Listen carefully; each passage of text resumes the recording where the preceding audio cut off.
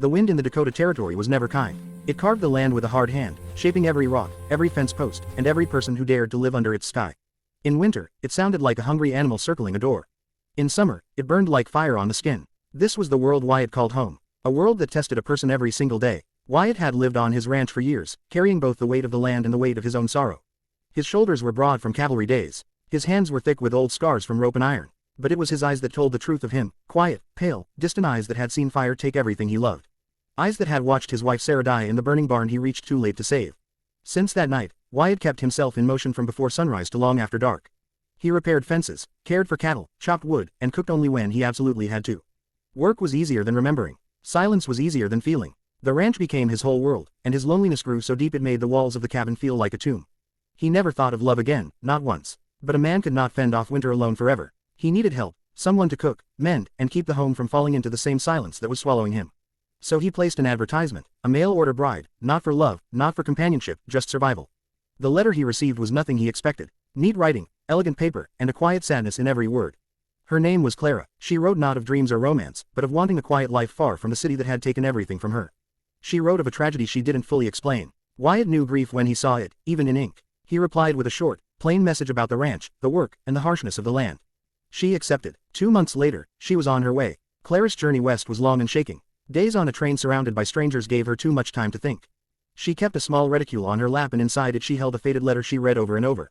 Not Wyatt's letter, another one, a letter tied to a past she was running from but could not let go of. When the train finally stopped at the dusty outpost near Wyatt's ranch, Clara stepped out into a world bigger than she had imagined. The wind pulled at her dress. The sun glared like a white flame overhead, and there he was.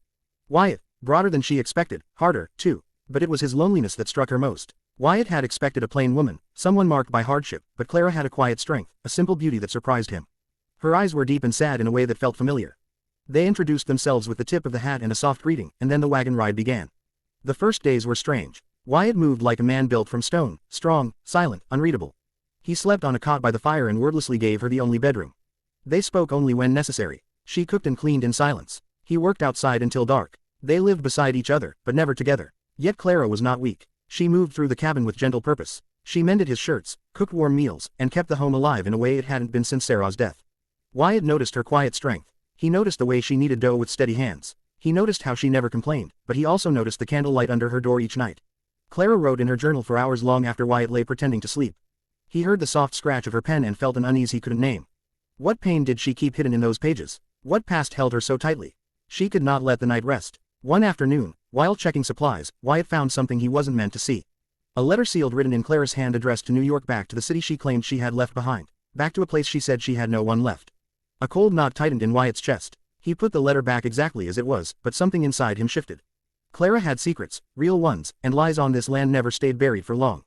That night, the silence inside the small cabin grew heavy. Wyatt tried to focus on his work. Clara tried to pretend nothing had changed, but the wind outside seemed to push against the windows with the same question burning in Wyatt's mind. What truth was she hiding? And why did it feel like it had the power to break them before they had barely begun? The spring storm came without mercy. One moment the sky was only gray, the next it was a roaring wall of rain and wind that shook the cabin like a living thing. Wyatt and Clara fought through the downpour to pull the cattle into the new barn. Their bodies soaked to the bone, their boots sinking deep into the rising mud. The storm swallowed every sound except the thunder and the frightened cries of animals fighting for their lives. Then a new sound cut through it, a desperate, thin bleat. A newborn calf had slipped away from its mother and was trapped in a low patch filling fast with water. Before Wyatt could shout a warning, Clara ran toward the calf. She pushed through the mud with a strength he had not known she possessed. The wind tore at her hair. Her dress clung to her legs, but she kept moving, shoving her arms deep into the muck to free the struggling animal. Wyatt reached her in time to lift the shivering calf onto higher ground. By the time they got it back to its mother, both were shaking violently. Inside the cabin, Clara's teeth chattered uncontrollably as Wyatt wrapped her in a blanket. That was a fool thing to do, he said, but his voice was softer than it had ever been. I couldn't leave it, she whispered. By morning, the storm had passed. But Clara could not get out of bed. Her skin was burning hot. Her breath came thin and shallow. Wyatt felt dread rise in him like a dark tide. He had lived this fear once before in this same room, watching Sarah Pate. Now it was happening again. But this time he refused to let fate decide the ending. He stayed by Clara's side. He brewed bitter willow bark tea, bathed her forehead, lifted her head when she was too weak to drink. Through fevered dreams, she whispered names. Thomas, forgive me, words that pulled at his chest. For 2 days, he barely slept, afraid she would slip away if he closed his eyes. When the fever finally broke, Clara woke to find him asleep in the chair beside her, head bowed, rifle still across his lap, as if guarding her, even while unconscious. Something inside her softened in a way she had not expected. They did not get long to breathe. Later that day, they saw a figure stumbling across the muddy plains. Wyatt grabbed his rifle and stepped onto the porch. It was a young woman alone, exhausted, barely standing. When she came close enough, her frightened eyes widened. "Clara," she cried. Clara, still weak, made her way to the door. Her breath caught in her throat. "Evelyn," she whispered. Her sister collapsed at the steps, sobbing. Clara rushed to her, forgetting her own weakness. Wyatt's jaw tightened like iron. Clara had told him she had no one. Yet here was a sister, another secret, another lie. Inside the cabin, after Evelyn's tears slowed, Wyatt stood with his arms crossed.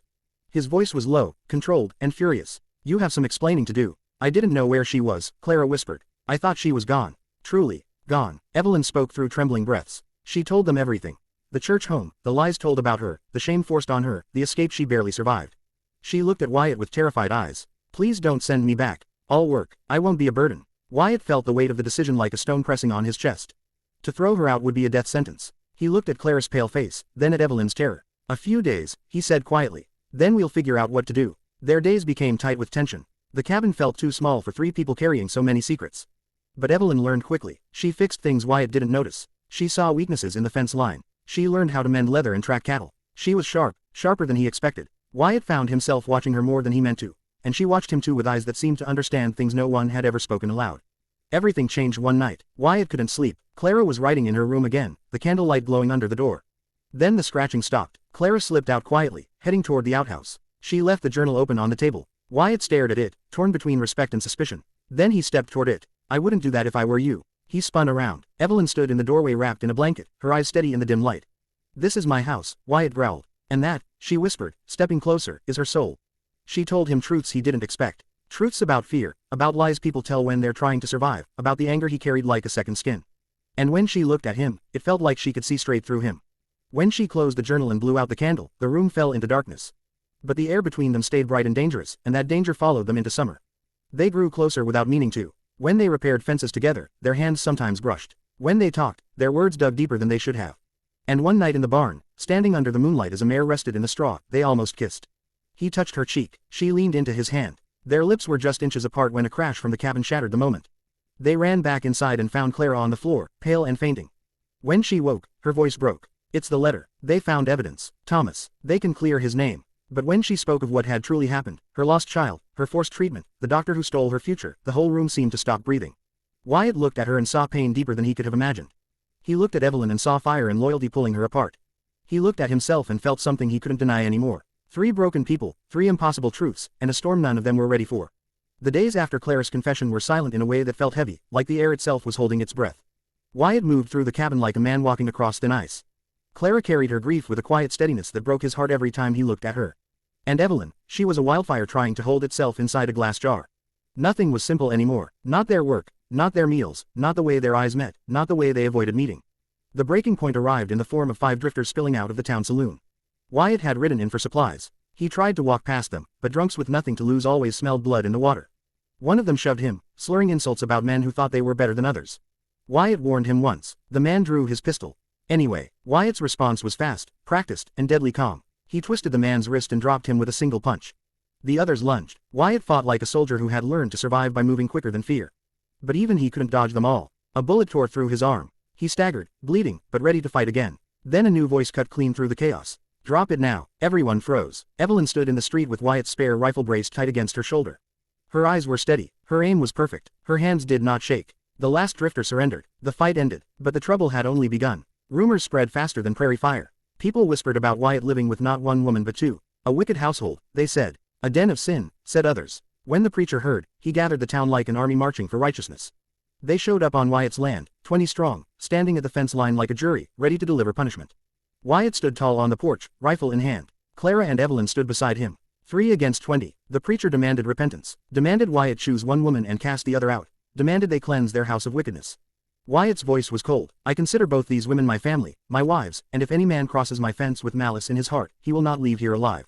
The crowd murmured in shock. But before anyone could speak again, Clara stepped forward. Her voice trembled at first, but it grew stronger with every word as she told them everything. Her fiancé Thomas, his false conviction, the child she lost, the doctor who stole her future, the judgment that had broken her, the shame she still carried.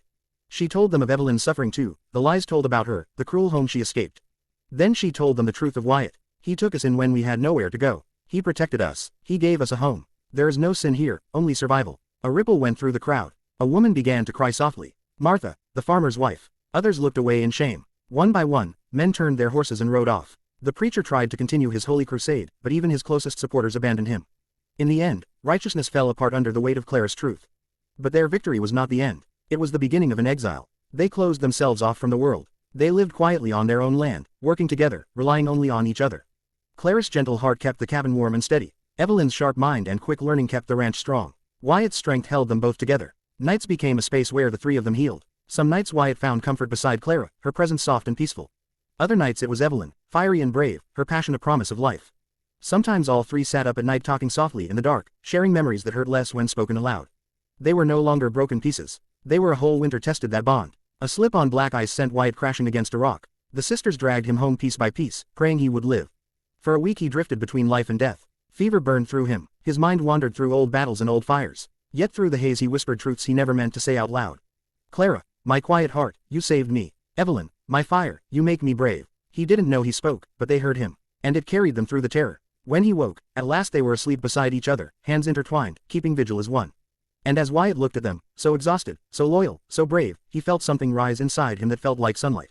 They survived the winter. They survived the judgment. They survived the loneliness of their pasts. Spring arrived, thawing the world. The creek ran again. Calves took their first steps. Grass softened under the horses' hooves. And inside the cabin, Clara lit a single candle at the table. Not for fear, not for secrets, not for confessions, but for remembrance. The small golden flame glowed in the quiet home they had built together. A home no preacher could condemn. A home no storm could wash away. A home made by three hearts that refused to be broken again. The frontier had carved them with hard hands, but together they had learned how to love.